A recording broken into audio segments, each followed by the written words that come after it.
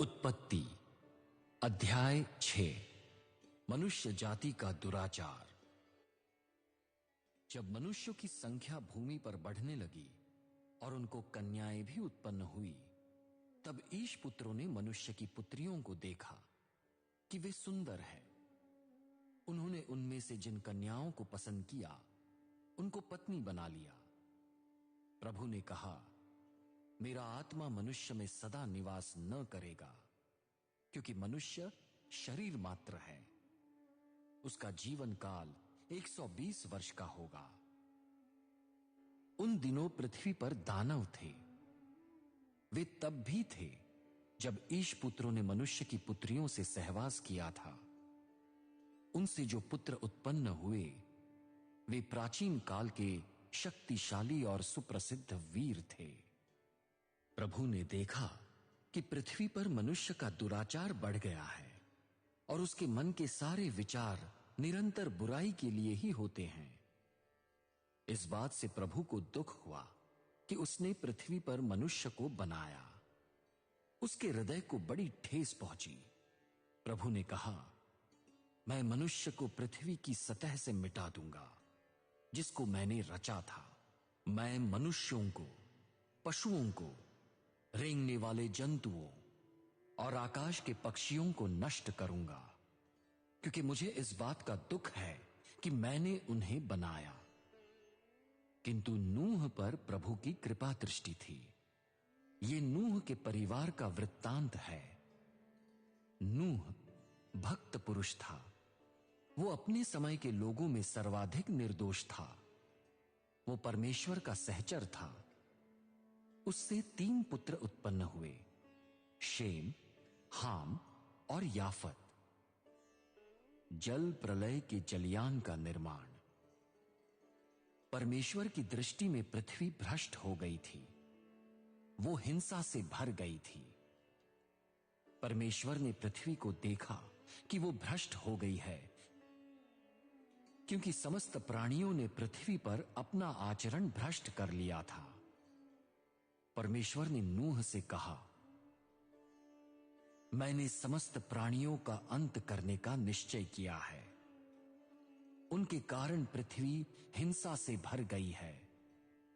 मैं पृथ्वी सहित उनको नष्ट करूंगा। तू गोफेर वृक्ष की लकड़ी का एक जलयान बना। तू उसमें कमरे बनाना। उसके बाहर भीतर राल भी पोत देना। इस रीति से तू जलयान बनाना। जलयान की लंबाई 150 मीटर, चौड़ाई 25 मीटर और ऊंचाई 15 मीटर रखना। जलयान में एक झरोखा बनाना और उसके आधा मीटर ऊपर छत बनाना। जलयान में एक और द्वार रखना। तू जलयान को 3 खंडों का बनाना, निचला खंड, बिचला खंड और ऊपरला खंड। मैं आकाश के नीचे उन सब प्राणियों को जिनमें जीवन का श्वास है नष्ट करने के लिए पृथ्वी पर जल प्रलय करूंगा। पृथ्वी के सब प्राणी मर जाएंगे, परंतु मैं तेरे साथ अपना विधान स्थापित करूंगा। तू अपनी पत्नी, अपने पुत्रों और बहुओं सहित जलयान में प्रवेश करना। प्रत्येक जाति के जीवित प्राणियों में से 2-2 नर और मादा अपने साथ जलयान में ले जाना, जिससे वे तेरे साथ जीवित रहें। प्रत्येक जाति के पक्षियों, पशुओं, भूमि पर रेंगने वाले जंतुओं में से 2-2 तेरे पास आएंगे कि तू उनको जीवित रखे। प्रत्येक प्रकार का भोज्य पदार्थ जो खाया जाएगा एकत्र कर लेना। वो तेरे और उनके भोजन के लिए होगा। नूह ने ऐसा ही किया। उसने परमेश्वर की आज्ञा के अनुसार सब कुछ किया।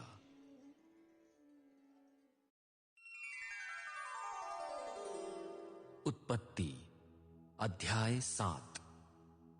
जल प्रलय। प्रभु ने नूह से कहा, तू अपने परिवार सहित जलयान में जा।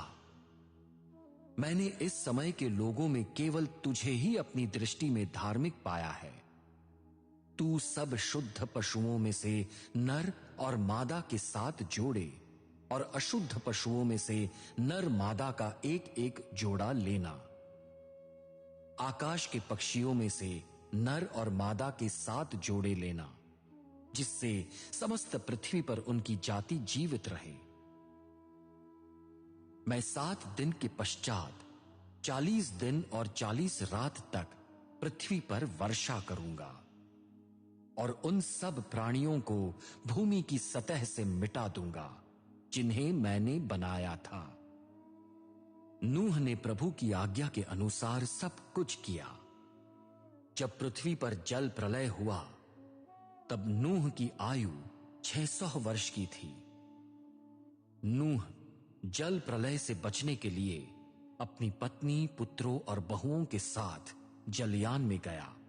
शुद्ध और अशुद्ध पशुओं के, पक्षियों के, भूमि पर रेंगने वाले समस्त जंतुओं के 2-2 अर्थात नर और मादा नूह के साथ जलयान में गए, जैसे परमेश्वर ने नूह को आज्ञा दी थी।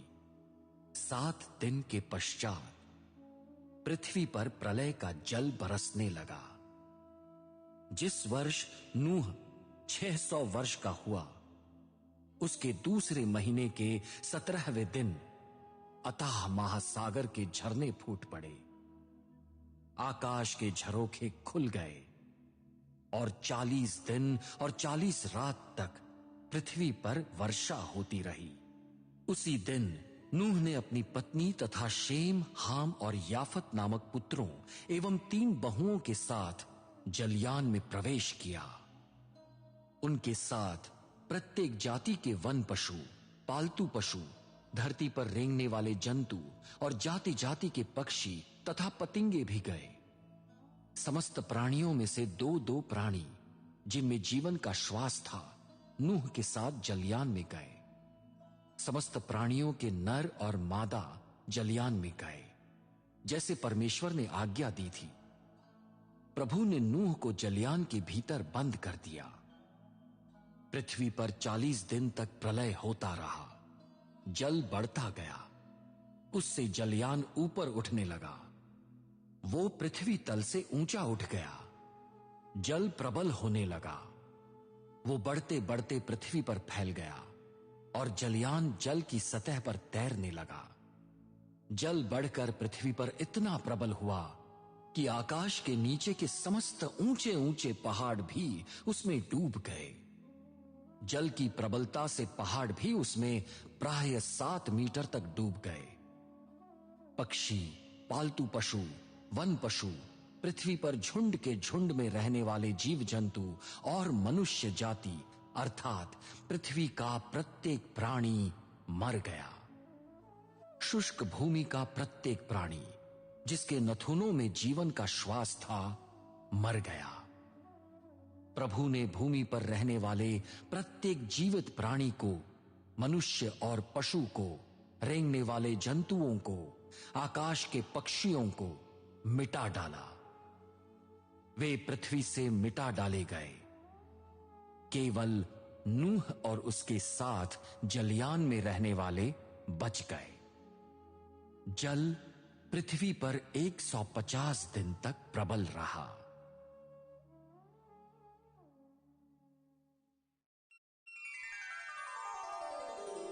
उत्पत्ति अध्याय